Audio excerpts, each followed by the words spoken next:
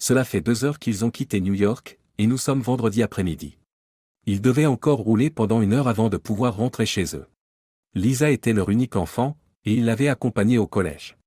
Après avoir obtenu son diplôme de fin d'études secondaires, elle est partie pour l'université. Bill étant au volant de leur Ford Transit, Nancy se tourne vers lui. Comme il devait transporter les affaires de Lisa, il ne pouvait pas utiliser sa BMW 230i décapotable. Le temps passe vite, se dit-elle. Elle a appris qu'elle était enceinte le jour où elle a obtenu son diplôme de fin d'études secondaires. Bill est resté inscrit à l'université, poursuivant une carrière d'ingénieur. Comme leurs parents se connaissaient et savaient que leurs enfants s'appréciaient, ils ont travaillé ensemble. Elle est restée chez ses parents après la naissance de l'enfant, et ils se sont mariés une fois que Bill a terminé ses études. Pendant qu'elle était mère au foyer, elle a assisté à l'ascension de son mari, qui est passé du statut d'ingénieur junior dans une industrie locale à celui de propriétaire de sa propre entreprise de chauffage, de ventilation et de climatisation 10 ans plus tard. Par la suite, l'entreprise a décollé. De grandes entreprises de construction ont attribué des contrats à Bill. Il a toujours travaillé de longues heures et donné la priorité à sa famille et à sa carrière. D'un ton mélancolique, Bill a répondu, « La maison sera vide sans elle. Elle a été plus proche de toi que de moi, elle a toujours été la petite fille à papa. » Bill fait remarquer que c'est notre princesse et qu'elle doit être traitée comme telle. Mais as-tu vu son comportement ces derniers mois? Elle m'a traité comme un déchet. Quand tu étais à la maison, elle était toujours à tes côtés. Parfois, elle se moquait de moi. Quand tu n'étais pas là, elle s'enfermait dans sa chambre et m'évitait. Allons Nancy. C'est encore une enfant. Elle a subi beaucoup de pression pendant sa dernière année de lycée. Elle voulait obtenir les meilleures notes pour réaliser son rêve d'aller à l'université de Columbia. Essaie au moins de comprendre. Je sais, Bill, mais as-tu vu sa réaction chaque fois que nous étions dans la même pièce? Tu te souviens, il y a 2 mois, quand j'étais assis sur le canapé et qu'elle est arrivée derrière moi avec un couteau?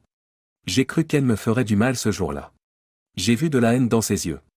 Agacé, Bill a répondu, c'est ton imagination, Nancy. Comme Nancy n'était pas à l'aise pour poursuivre la discussion, elle est restée silencieuse. Pour l'instant, elle espérait que Bill ne se fâcherait pas. Elle a envoyé un SMS rapide disant « Nous serons là dans 30 minutes » à partir de son téléphone portable. Au bout d'1 minute, son téléphone s'est mis à biper. Lisa l'a envoyé, demanda Bill. Non, c'est Betty. Parlez-moi de sa relation avec Paul. Il travaillait tard le soir, faisait trop d'heures et se souciait plus des autres qu'elle, d'après ce qu'elle a dit lors de notre dernier barbecue. Être shérif n'est pas un travail facile, et elle devrait le savoir. Avant de se marier avec lui, elle aurait dû y réfléchir sérieusement. Nancy resta silencieuse une fois de plus, espérant qu'ils étaient déjà à la maison et disant à Bill de rester calme jusqu'à ce qu'ils arrivent. Paul et son assistant descendent de la voiture du shérif dès que Bill s'engage dans son allée, il gare sa camionnette derrière le véhicule. Je ne comprends pas. Bill se renfrogne en parlant à Paul, qui semble le laisser perplexe. Pendant ce temps, Nancy se précipite derrière l'assistante. Le shérif sortit une enveloppe en papier et la donna à Bill en disant « William Thompson, vous avez été assigné. C'est la pire chose qui fasse partie de mon travail, que je déteste faire. » C'est drôle, Paul? Bill prit l'enveloppe d'une main tremblante. Il se tourne vers Nancy. Elle baissa les yeux car elle ne pouvait pas faire face à son mari. Pourquoi Nancy? Comment suis-je arrivé ici? Bill, je pense qu'il serait préférable que tu t'en ailles. Prends un avocat spécialisé dans le divorce et mets-toi au travail. Une ordonnance restrictive a également été mise en place. Paul a prévenu que toute personne s'approchant à moins de 500 pieds de Nancy violerait les règles.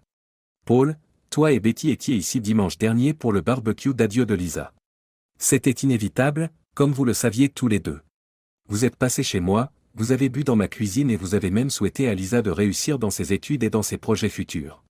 Vous étiez tous les deux rayonnants en partant. Pour moi, cela sent l'hypocrisie. Bill, essaie de comprendre. Pour comprendre quoi, Paul? Tu m'as trahi en trahissant la confiance que j'avais en toi. Tu aurais dû m'informer si tu ne m'aimais plus ou si tu ne voulais plus de moi, a hurlé Bill à Nancy. Si nous avions divorcé pacifiquement, je l'aurais fait. Écoute, Bill, l'ordonnance restrictive a été émise. Je pense qu'il serait préférable que vous quittiez cet endroit, a répondu calmement Paul.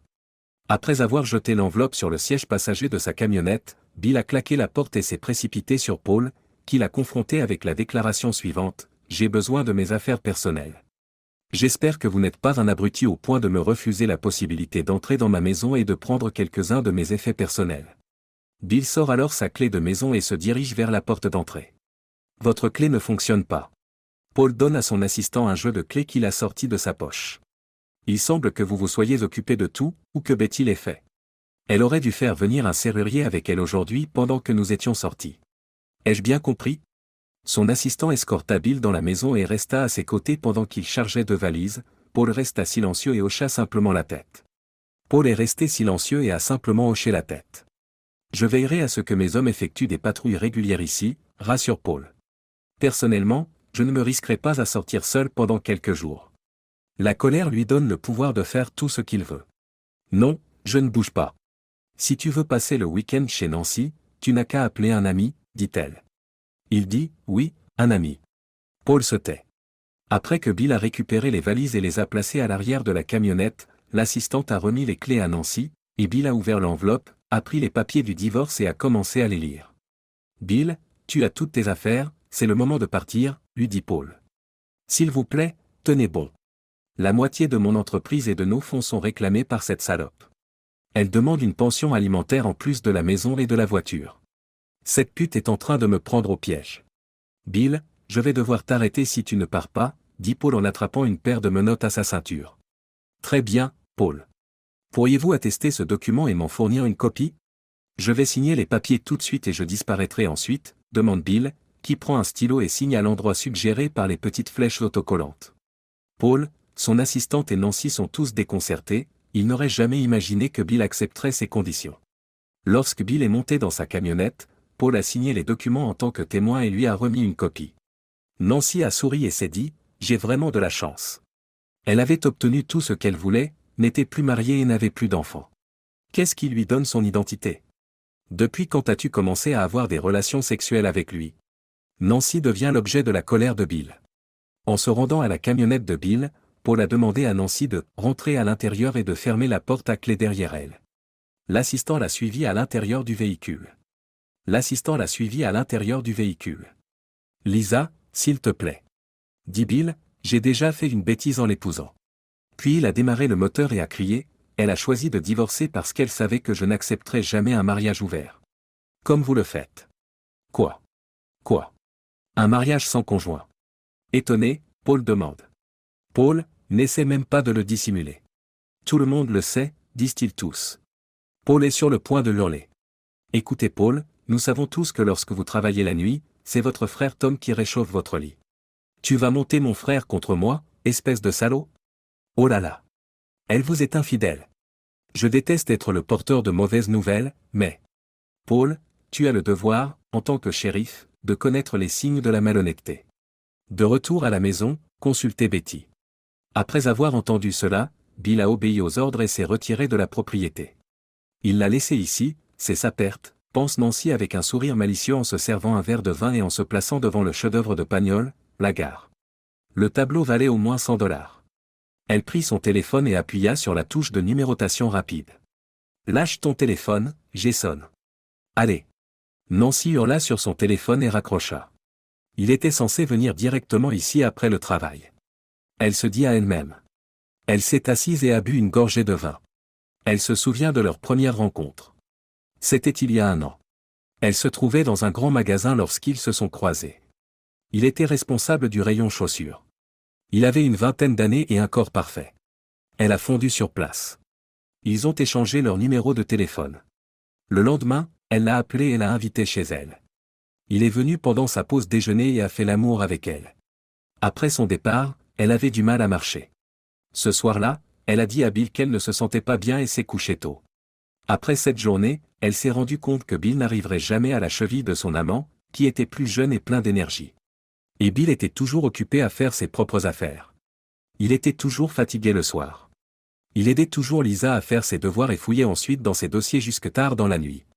Dès qu'il se couchait, il s'endormait immédiatement.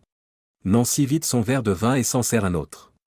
Elle appuya une nouvelle fois sur la touche de numérotation rapide et reçut le même message automatisé, le numéro que vous appelez est temporairement indisponible, veuillez réessayer plus tard.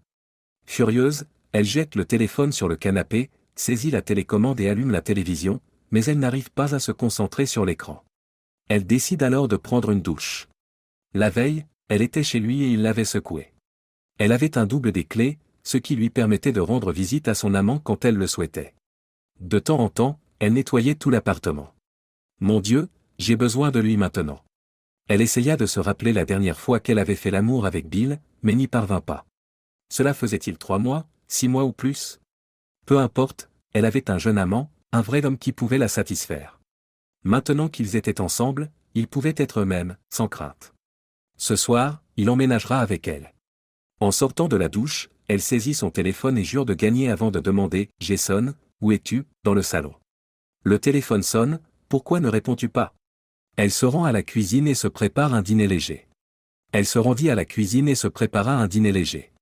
Si j'avais pu quitter la maison, je serais allé chez lui. Mais elle a entendu quelque chose à la télévision, alors elle s'est précipitée dans le salon et a augmenté le volume. Paul était conduit à une voiture de police, tandis qu'elle le regardait avec effroi. Juste après avoir tiré une balle dans la tête de sa femme, le shérif Paul Anderson s'est rendu sur le lieu de travail de son frère et l'a abattu de 5 balles. « Oh Betty, je t'avais dit de faire très attention », sanglote Nancy en éteignant la télévision et en s'asseyant, stupéfaite, après avoir entendu le présentateur annoncer que le frère et la femme étaient tous deux décédés. Après avoir chassé son mari, son amant était devenu injoignable, sa meilleure amie avait été assassinée, sa fille l'évitait comme la peste, ses parents avaient déjà quitté ce monde, et le seul parent qui lui restait était sa sœur, qui vivait à 300 km de là avec son mari Tom. Cette nuit-là, elle a mal dormi. Le samedi, elle ne parvient toujours pas à joindre Jason, ce qui l'angoisse et l'irrite. Nancy ne cesse de se répéter, il pourrait au moins laisser un message et me faire savoir ce qui se passe. Le dimanche matin, elle décide de se rendre à l'appartement de Jason. En entrant, elle sent que quelque chose ne va pas. Tous les appareils électroniques, y compris les photos accrochées au mur, avaient disparu. Le dressing de Jason était vide et il n'y avait aucune trace de ses affaires personnelles dans la salle de bain. Elle s'est rapidement effondrée sur le lit. Il est parti. Il s'est éloigné de moi en silence. Sanglote Nancy, qui demande « Comment a-t-il pu me traiter de la sorte ?» C'est lui qui a eu l'idée de divorcer de Bill, il emménagera avec moi et nous pourrons nous marier une fois le divorce prononcé, dit-elle en quittant l'appartement et en se rendant dans un grand magasin ouvert le dimanche, dans l'espoir de trouver Jason au travail. Au lieu de cela, elle a rencontré l'un de ses collègues et a appris que Jason avait demandé la permission de retourner chez lui une demi-heure après son arrivée le vendredi matin pour récupérer son portefeuille, mais qu'il n'était jamais revenu et que, plus tard dans la journée, il avait envoyé sa démission par courrier électronique à son patron. En marchant vers sa voiture, Nancy, désemparée, se demande « Pourquoi ? Pourquoi m'a-t-il traité de la sorte ?» Elle sanglote en s'arrêtant à une station-service sur le chemin du retour, où elle constate avec stupeur que ses cartes de débit et de crédit ne fonctionnent pas. Elle a dû payer avec tout l'argent liquide qu'elle avait dans son sac. Une fois rentrée chez elle, elle a bu jusqu'à plus soif. Le lundi matin, elle s'est rendue à la banque pour rencontrer le directeur, et elle a été surprise d'apprendre que le solde de son compte commun était inférieur à 5 $. S'il vous plaît, Madame Thompson, votre conjoint s'est rendu à la banque vendredi dernier pour résilier votre compte de carte de crédit commun. De plus, il a évoqué le fait que vous alliez divorcer, ce qui signifie qu'il n'est plus responsable des hypothèques de la maison et de la voiture. C'était une erreur. L'hypothèque de la maison aurait déjà dû être réglée et ma voiture a été payée en totalité, s'exclame Nancy, la voix pleine de stupeur. La banque a accordé un prêt pour la voiture, nous avons tous les documents. Madame Thompson et votre mari a pris une deuxième hypothèque sur la maison pour les frais universitaires de votre fille. Mais je ne comprends pas pourquoi mon compte en banque est vide, demande Nancy. Le paiement de votre hypothèque mensuelle a été déduit de votre compte la semaine dernière. Il n'y a pas eu de dépôt depuis 3 mois. Nous avons dépensé tout l'argent qui s'y trouvait. Qu'en est-il de l'entreprise dont mon mari est propriétaire? L'argent doit être retiré du compte de l'entreprise chaque mois. Ni le compte de M. Thompson ni ses relations d'affaires avec vous ne peuvent être divulgués, Madame Thompson. Je peux cependant vous assurer que votre maison et votre véhicule seront saisis si vous n'effectuez pas les prochains paiements hypothécaires. Mais je n'ai pas d'emploi. Je pense que vous feriez mieux d'en parler à votre avocat. Elle se rend ensuite au coffre-fort qu'elle partageait avec son mari et constate qu'il ne contient que ses bijoux, elle les pille et les met dans son sac à main. Elle s'est empressée de composer le numéro de Lisa après être sortie de la banque, car lorsqu'elle a essayé d'appeler Bill sur son téléphone portable, elle a reçu un message indiquant que le service n'était pas disponible. Confuse, elle a essayé d'appeler Bill au travail, mais l'autre bout du fil continuait à sonner. Elle a juré. « Je ne comprends pas ce que tu veux, espèce d'imbécile » au téléphone, Lisa a crié d'un ton furieux. « Lisa, c'est comme ça que tu parles à ta mère. » Nancy a été choquée. « Quel genre de langage préfères-tu quand nous parlons, putain ? Je souhaite seulement parler à ton père, » bredouille Nancy. Mais je n'arrive pas à le joindre par téléphone. Où est-il ou comment puis-je le contacter? Je sais, mais je ne te le dirai pas. Tu es l'infidèle la plus dégoûtante du monde parce que tu l'as largué sans ménagement.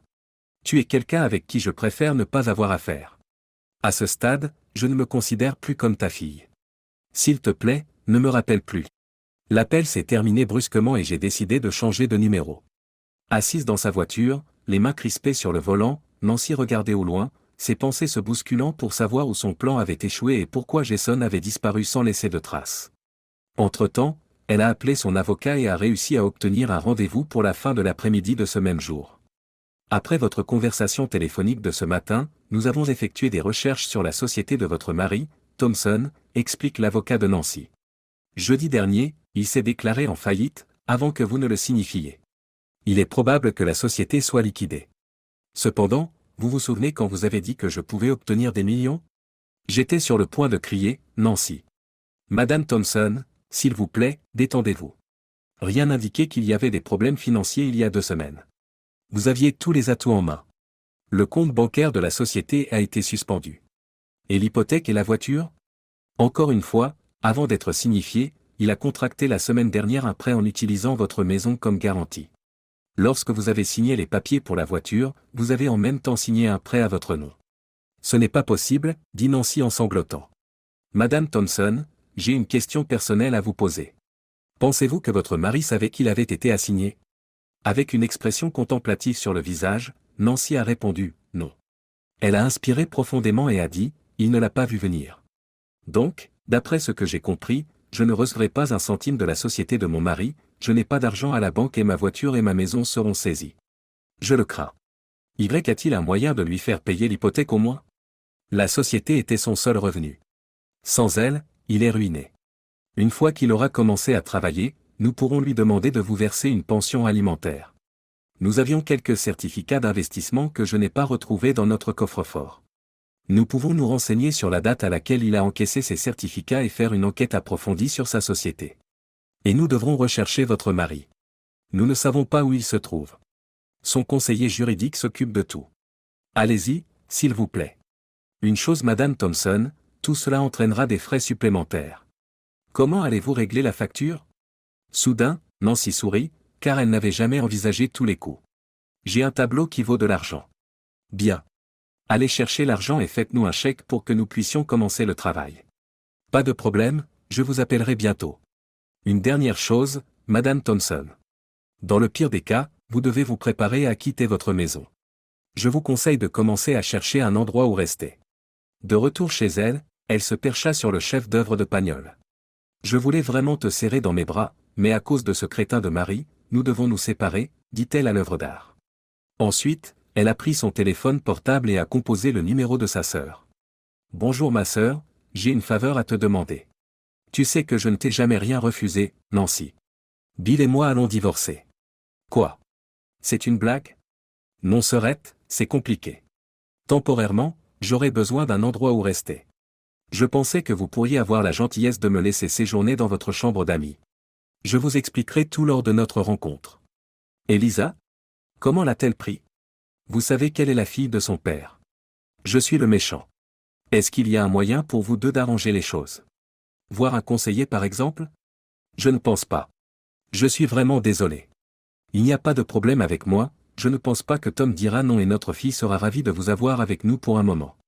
Nancy a dit avant de raccrocher, merci, Frangine. Je te ferai savoir quand je viendrai. Le mardi, Nancy emmène ses bijoux chez un orfèvre pour les faire évaluer. Tout le monde l'informe que ces objets sont en cuivre plaqué hors bon marché, ce qui la choque énormément. Elle est furieuse que Bill lui ait offert des cadeaux contrefaits. Peu après, elle a rendu visite à un évaluateur dans une galerie d'art. Selon Nancy, j'aimerais savoir combien vaut mon tableau, La gare, de Pagnol. L'homme a examiné attentivement l'œuvre d'art, en prêtant attention à chaque détail. La gare est la meilleure œuvre de Pagnol. Il a réussi à mettre toutes les émotions dans une seule œuvre. Il y a des arrivées, des départs, du bonheur et de la tristesse collés ensemble. Avec beaucoup de précaution, il pose le tableau sur un chevalet et l'éclaire avec une lampe de poche. Il commence à l'examiner à la loupe. Au bout d'une éternité, il se met à glousser. Qu'est-ce qui se passe? Quelque chose ne va pas, demande Fran. Le type a pris son ordinateur portable, l'a posé sur une table à côté du chevalet et a dit « Attends, je vais te montrer quelque chose ». Il lance alors un site web. En appuyant sur quelques touches, une représentation visuelle de la gare s'est matérialisée sur l'écran. Dans le coin inférieur gauche, il a fait un agrandissement. Vous voyez ici un homme et une petite fille debout sur le quai, qui regardent une femme se diriger vers le train, en leur tournant le dos. L'homme a l'air très triste et la fille pleure. Je comprends, mais qu'est-ce que ça peut faire, demande Nancy, dont la confusion transparaît clairement. L'homme donne à Nancy une loupe et lui dit, maintenant, regardez la même scène sur votre tableau. Au bord de l'évanouissement, Nancy jette un coup d'œil au coin inférieur gauche. Sur le vôtre, l'homme et la petite fille rient et montrent la femme du doigt, comme s'ils se moquaient d'elle. Ce n'est pas réel, ne parvient pas à formuler Nancy. Oui, je suis désolé. Mais c'est un bon film. Oh mon Dieu! Nancy cria son désespoir en allant chercher une chaise et en s'y affalant futilement. Je peux vous offrir 200 $. Je veux juste l'accrocher pour que mes amis et mes clients puissent rire un bon coup. Comme une femme brisée, Nancy s'en alla après avoir conclu la vente. Elle connaissait le numéro de sa sœur depuis que son téléphone avait sonné. Nancy réussit à marmonner sous sa respiration « Bonjour, sœurette », tout en essayant de dissimuler son chagrin. Une voix furieuse lui crie « Ne m'appelle pas sœurette ». Quoi, pourquoi? Tom a reçu une lettre d'une personne inconnue qui a également été envoyée à toute notre famille et à nos amis communs. Il y a un lien vers le site web en question. Il y a des tonnes de vidéos de toi en train de faire l'amour avec un homme, et elles sont toutes datées d'il y a 1 an à la semaine dernière. Comment as-tu pu Nancy? Tu as couché avec un homme dans le lit conjugal. Et certaines scènes se déroulent dans une chambre d'un appartement de 2 pièces. Voix criarde. Je dois m'expliquer. Pas besoin d'expliquer. Tu es dégoûtante. Tom ne veut pas que tu t'approches de sa famille. Il a dit que vous nous contamineriez, ma fille et moi. Nos portes te sont fermées. Va voir ton amant, putain.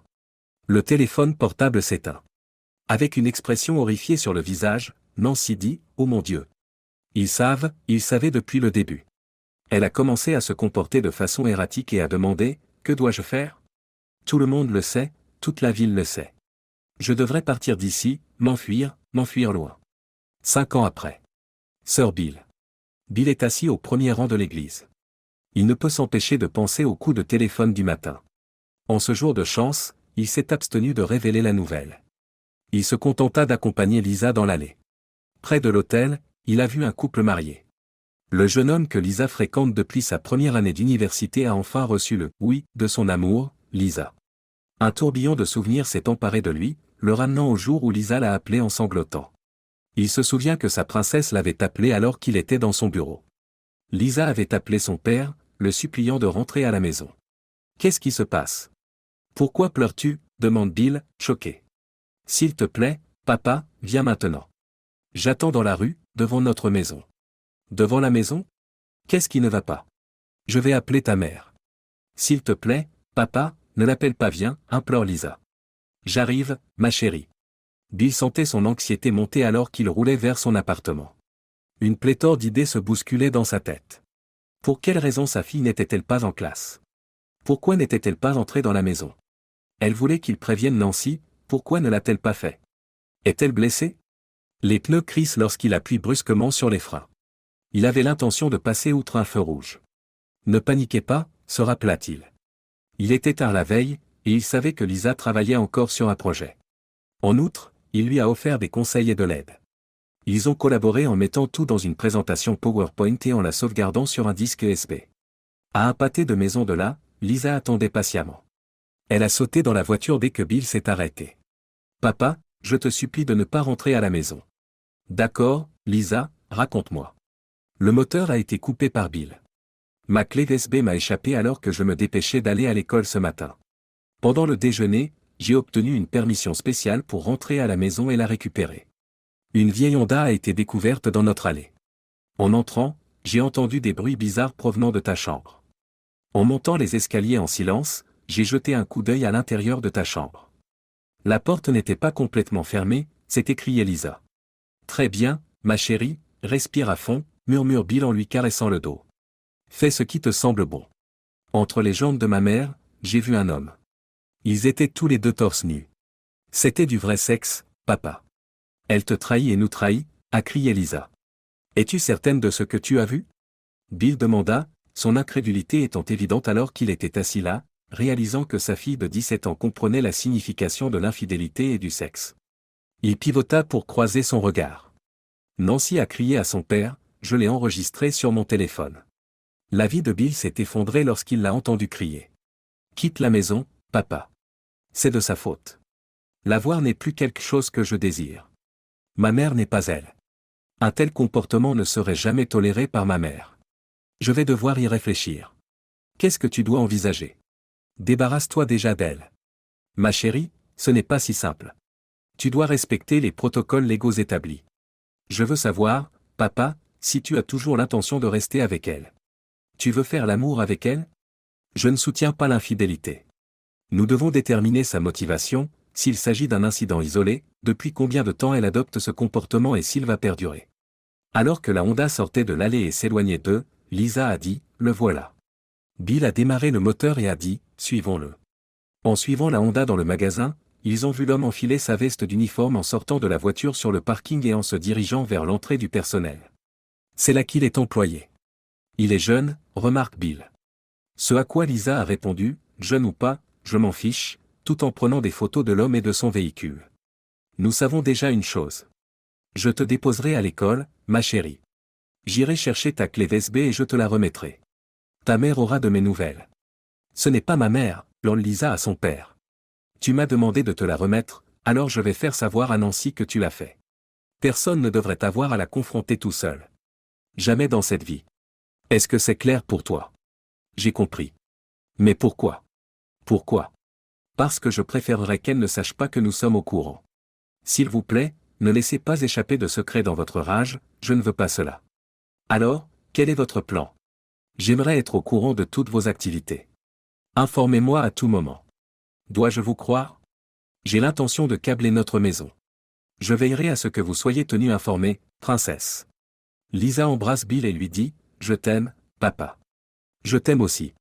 Maintenant, emmène-moi à l'école et apporte l'SB rapidement car mon cours va bientôt commencer. Après s'être garé dans l'allée, Bill est entré et a dit, chérie, je suis rentré. L'air incrédule, Nancy est sortie en trompe de la chambre. Oh Bill, c'est toi. Pourriez-vous me dire qui vous vouliez? Il établit un contact visuel avec Nancy. Je ne vous attendais pas à cette heure-ci. Lisa l'a contacté parce qu'elle avait égaré sa clé USB. Il s'est approché de Nancy et a senti un parfum d'intimité. Sommes-nous disponibles pour une brève rencontre, dit-il. Vous voulez dire un petit coup rapide? C'est parce que j'ai chaud et que je suis épuisé d'avoir nettoyé la maison. Ce sera désagréable pour vous. De plus, tu devrais apporter son USB à Lisa. Tu as raison. Comme promis, Bill a tout partagé avec Lisa. Pendant qu'il était au travail, il a fait des recherches en ligne sur les meilleurs dispositifs de surveillance vidéo et audio et sur les logiciels d'espionnage de téléphones portables. Après le travail, il s'est rendu dans un magasin d'électronique et a acheté tout ce dont il avait besoin. L'une des principales décisions qu'il a prises a été de ne plus jamais toucher sa femme. Au cours des 3 mois suivants, il a recueilli de nombreuses informations sur l'amant de Nancy, Jason White. Pendant sa pause déjeuner ou le matin, Jason venait à son appartement presque tous les jours. Le week-end, lorsque Nancy devait faire des courses, elle se rendait à son appartement s'il ne travaillait pas, et elle avait un double des clés. Bill a découvert qu'elle achetait beaucoup de choses pour Jason.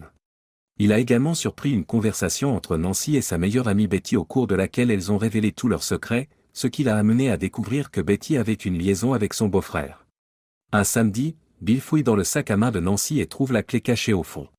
Il n'a pas perdu de temps pour faire tailler une clé de rechange et s'est rendu au centre commercial la semaine suivante pour visiter l'appartement de Jason dans un quartier délabré de la ville. L'endroit était si bon marché qu'il n'y avait même pas de caméra de sécurité et que l'entrée principale n'était pas fermée à clé. À l'intérieur de l'appartement, il a installé quelques petites caméras espionnes cachées, alimentées par de petites piles boutons au lithium à longue durée de vie. Il a fouillé chaque centimètre carré de l'appartement et a découvert tous les objets coûteux que Nancy avait achetés. Bill a commencé à élaborer un plan pour sortir de cette relation en causant le maximum de dommages à Nancy et à son amant. Il a demandé à un orfèvre de faire des copies de tous les bijoux de Nancy, qui seraient en cuivre plaqué or. Ensuite, il a fait peindre un faux pagnol, The Train Station, par un professionnel avec des instructions spéciales. Il rencontre un ami d'enfance, Steve, qui est avocat d'affaires. Lorsqu'il lui a expliqué son projet, l'avocat lui a donné rendez-vous quelques jours plus tard. Ce jour-là, Il a rencontré Steve et sa cousine, Linda, qui était auditrice, une experte dans son domaine. Il a été honnête et direct avec eux, il voulait couler légalement son entreprise et la contrôler à distance. Quelques années plus tard, Lisa devait racheter l'entreprise. Il rencontrait souvent Linda, soit à son bureau, soit lors d'un déjeuner. Elle était veuve, son mari étant mort dans un accident de voiture. Elle avait un fils de 10 ans et ne sortait plus depuis la mort de son mari. Peu à peu, une amitié est née entre eux. Un jour, il l'a invitée à dîner, puis à aller au cinéma. Elle accepte. Le même soir, Lisa est allée passer la nuit chez une amie et Bill a fait semblant de travailler tard. Linda a été remerciée par Bill lorsqu'il s'est garé dans son allée. « Je suis heureux que tu aies pu venir », a-t-il dit. « C'est la première fois que je sors avec quelqu'un depuis le décès de mon mari. Je comprends, j'espère que tu as apprécié. » « Oui. Seriez-vous disponible pour recommencer plus tard ?» En se penchant pour embrasser Bill sur la joue, elle dit, « Nous devons travailler ensemble et vous êtes encore mariés. Faisons une chose à la fois. » Sur ce, elle se dirigea vers sa maison. Avec une certaine réticence, Nancy a aimé sa Lexus. Cependant, lorsque Bill a suggéré qu'elle aurait l'air plus jeune dans une BMW décapotable, elle a accepté avec enthousiasme. Après avoir vendu la Lexus, Bill a contracté un prêt automobile pour la BMW et a tout mis au nom de Nancy. Cependant, elle a signé un document qu'elle pensait être le certificat de propriété, et au milieu de tout cela, elle a signé d'autres papiers qui allaient plus tard revenir la hanter. Quelques semaines plus tard, Bill a remarqué qu'à chaque fois que Nancy allait aux toilettes après avoir fait l'amour, Jason se faufilait nu dans la chambre de Lisa. Lorsque Lisa l'a découvert, elle était furieuse. Ils ont décidé d'installer une caméra dans la chambre de Lisa et ont capté des images troublantes. Jason ouvrait un tiroir, prenait les sous-vêtements de Lisa et les utilisait. L'après-midi même, alors que Nancy était assise sur le canapé, Lisa s'est approchée d'elle avec un couteau. Si Bill n'était pas intervenu, Lisa aurait blessé ou tué Nancy. Ce soir-là, Lisa a informé son père qu'elle n'aurait pas été emprisonnée si elle avait tué Nancy, parce qu'elle était encore mineure. Bill n'est pas surpris d'apprendre que Jason réussit à persuader Nancy de demander le divorce et d'aller au tribunal. Ce que les amoureux ne savaient pas, c'est qu'il avait déjà une longueur d'avance. Il savait que Nancy le laissait souvent conduire la BMW et faisait même l'amour avec elle sur le siège arrière. Il savait aussi que lorsque Nancy consulterait un avocat spécialisé dans les divorces, à la suggestion de Paul, celui-ci enquêterait sur ses affaires et ses biens. Après avoir attendu quelques jours, Bill a pris une deuxième hypothèque sur sa maison pour couvrir la totalité des frais de scolarité de Lisa. Le lendemain, il se déclare en faillite. Il savait que le jour où il serait assigné, Betty changerait les serrures de sa maison pendant qu'il serait à New York. Paul et Betty se sont montrés aussi cordiaux que d'habitude. Paul a même donné un coup de main pour faire griller de la viande au barbecue le week-end précédant le départ de Lisa. Personne n'aurait pu deviner qu'il préparait une trahison. Pendant que Nancy était dans la salle de bain ce vendredi matin fatidique, Bill a volé son téléphone et a envoyé un message à Jason, à 8 heures, « Je me gare devant ton appartement et je veux que nous fassions l'amour avant que je ne parte avec eux pour la dernière fois. Quitte le travail dès que tu as l'autorisation, puis rentre à la maison et faisons-le. J'essaierai de les convaincre que j'ai besoin de faire du shopping. S'il vous plaît, ne me contactez pas par téléphone ou par SMS, je laisserai mon téléphone portable à la maison au cas où quelqu'un aurait besoin de savoir où je me trouve. Cher conjoint potentiel, j'espère vous voir bientôt. » Bill a effacé le message après l'avoir envoyé et a remis le téléphone dans le sac de Nancy.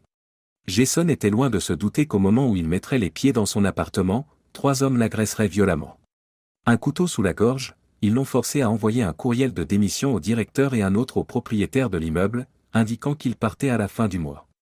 Ils l'ont ensuite endormi avec des somnifères, ont nettoyé son appartement, pris des caméras espionnes et volé tout ce qu'ils pouvaient emporter, faisant croire qu'il était parti pour de bon. Enfin, ils ont enveloppé le corps de Jason dans de la moquette et l'ont placé dans une camionnette à l'extérieur, avant de partir. Un seul homme se mettait au volant. On ne reverrait plus jamais Jason. Ni Lisa ni Linda ne découvriraient jamais ce que Bill lui avait fait, cela resterait un secret qu'il emporterait dans sa tombe. Le vendredi après-midi, après avoir été signifié, Bill a pris une chambre dans un motel. Il rit en regardant le journal télévisé du soir. Avant le dîner, l'un des hommes qui se trouvait à l'appartement de Jason est venu le rencontrer. Il a remis à Bill toutes les caméras et a reçu le dernier paiement. Aucun mot n'a été échangé. Il n'a même pas dit à Bill où le corps de Jason était enterré. Samedi matin, Bill a quitté le motel, a acheté un nouveau téléphone portable et s'est débarrassé de l'ancien. Il a appelé Lisa et lui a donné son nouveau numéro. Il s'est rendu en voiture chez Linda. Là, il a passé tout son temps à monter et à éditer les enregistrements vidéo. Il a flouté le visage de Jason, car il ne voulait pas que la police établisse un lien entre les deux amants si jamais Jason était porté disparu. Il est resté dans la chambre d'amis et s'est lié d'amitié avec le fils de Linda. Bill et Linda ont entamé la phase finale de leur projet, qui consistait à faire racheter la société par un vieux couple de Seattle. Il s'agit en fait de l'oncle et de la tante de Linda. Aucun employé ne serait licencié. Le lundi, Lisa l'a appelé pour lui dire que Nancy le cherchait. Ils ont tous deux ri.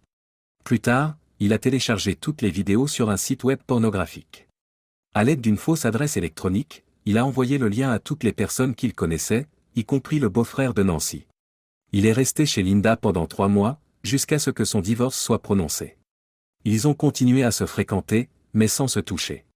Linda a précisé que Bill ne la toucherait que lorsqu'il serait célibataire, pas avant. Bill a accepté, voulant honorer ses vœux jusqu'à la fin de son mariage. L'avantage d'habiter chez Linda était qu'en cas d'enquête, Bill pouvait prétendre qu'il était fauché et qu'il n'avait pas les moyens de payer le loyer, et que son amie Linda avait eu la gentillesse de l'héberger. Le jour de l'audience, Nancy ne s'est pas présentée au tribunal. Le juge prononce le divorce sans pension alimentaire ni partage des biens, car Bill est en faillite et sans emploi, et la maison et la voiture appartiennent à Nancy. Par la suite, dans le couloir, ils se sont croisés. L'avocat leur dit « Vous êtes un homme très intelligent, monsieur Thompson. » Vraiment ? En s'éloignant, Bill se renfrogne. Retour au présent. Mon père. Une convocation de la terre-mère. Eh bien, ma chérie, qu'est-ce que tu disais exactement ? Tout le monde nous regarde parce que c'est la danse des mariés et des pères, mais tu es complètement immobile. Après que Bill se soit excusé auprès de sa fille, la princesse, en disant « J'avais l'esprit ailleurs », tous deux ont commencé à danser au son de la musique. À Lisa, Bill a dit « Maintenant, je dois danser avec ta mère », alors que la chanson se terminait. Et j'ai promis à mon petit frère qu'il serait le 3e sur la liste, a déclaré Lisa. Après s'être approché de Linda, Bill l'a invité à le rejoindre sur la piste. Bill se dirigea ensuite vers le bar, commanda un whisky et, alors qu'il s'asseyait, il pensa à l'appel téléphonique qu'il avait reçu dans sa chambre à la maison. « Bonjour, monsieur Thompson. Je suis le docteur Henry de Souza et je vous écris de Dallas, au Texas. C'est au sujet de votre femme. » « Pourquoi ma femme se comporte-t-elle bizarrement ?» demande Bill avec une pointe de confusion, est-elle dans la pièce voisine ? Je veux dire Nancy Thompson. Après 5 années passées sans entendre ce nom, Bill se jette sur le lit et proclame « Je vous écoute, docteur. Je suis psychologue et je traite ma patiente Nancy Thompson dans ces derniers jours. » Ces derniers jours ? Monsieur Thompson, oui. Seriez-vous disponible pour une brève explication si je vous demandais quelques minutes ? Bien sûr, allez-y, murmure Bill à travers sa confusion. Depuis son enfance jusqu'à notre rencontre, votre ex-femme, je veux dire votre femme, m'a raconté sa vie. C'était une erreur majeure de sa part, qu'elle a reconnue après coup, de prétendre que vous étiez le seul homme qu'elle connaissait jusqu'à ce qu'elle rencontre un certain Jason. Elle a parlé de son divorce imminent et de ce qu'il impliquerait. Vous étiez au courant de la liaison et vous avez comploté pour la piéger, elle en est persuadée. Parce que c'est elle qui vous a trahi, elle a accepté son destin et la mort de son mari et de sa fille. Elle n'avait que $200 sur elle lorsqu'elle a quitté la ville. À cause de ses actes et des enregistrements vidéo de ses ébats sexuels, elle voulait s'éloigner de tout. Pour se rendre au Texas, elle est montée dans le premier bus qui partait.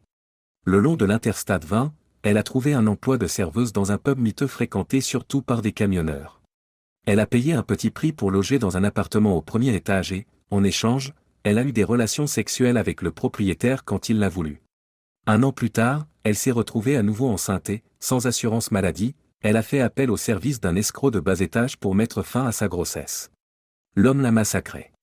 1 an plus tard, son propriétaire a commencé à la vendre à des camionneurs contre rémunération. Certains ne se protégeaient pas, d'autres le faisaient. Lorsqu'elle est arrivée à l'hôpital, elle était déjà séropositive et souffrait de graves maladies sexuellement transmissibles. Elle a perdu beaucoup de poids et sait que son temps est compté. Vous voir avant de mourir est son dernier souhait. Cela me brise le cœur, docteur. Aujourd'hui, ma fille se marie.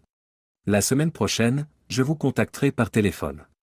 Excusez-moi, monsieur Thompson, mais j'ai besoin que vous vous dépêchiez. Mon numéro de téléphone direct est ici. Je ne veux pas que tu en fasses trop, chérie. Linda enlaça son mari et l'embrassa passionnément, exprimant son désir qu'il les ramène à la maison plus tard. Tu es la chose la plus merveilleuse qui me soit arrivée, mon amour, dit Bill en posant son verre. Je veillerai toujours à ce que toi et notre fils soyez en sécurité. Allons danser, je veux sentir ton corps de près. Quelques jours plus tard, Bill a contacté le docteur de Souza depuis son cabinet pour l'informer qu'il ne pourrait pas se rendre dans le sud en raison de sa lourde charge de travail. Le médecin a suggéré à Bill de parler au moins à Nancy par téléphone, en lui proposant de transférer l'appel au service où elle se trouvait, où il y avait un téléphone sans fil et où une infirmière pourrait l'apporter à son chevet. « C'est toi, Bill ?» Bill entend une voix muette. « Oui, Nancy, c'est moi. Je vous présente mes plus sincères excuses pour le mal que je vous ai causé, à vous et à notre famille, Bill. » Nancy s'est mise à pleurer en disant « Oh Bill. Le coup est maintenant venu à moi. Nancy, je t'ai pardonné et j'avance dans ma vie. J'ai besoin d'exprimer ma gratitude. Je suis heureux, moi aussi, a déclaré Bill après avoir pris une longue inspiration. Nous avons un fils ensemble, après le divorce, j'ai épousé la femme la plus extraordinaire. Après un appel téléphonique, Lisa et sa mère sont de nouveau en bons termes. Samedi dernier, elle s'est d'ailleurs mariée. La cérémonie de mariage était vraiment magnifique. Sa mère s'est occupée de tous les détails. Ses petits-enfants ne manqueront pas d'appeler Lisa « grand-mère ». Il y aura un moment où nous attendrons tous les deux. Pendant qu'il attendait, Bill pouvait entendre des sanglots provenant de la salle de Nancy et le bruit de l'activité à l'intérieur.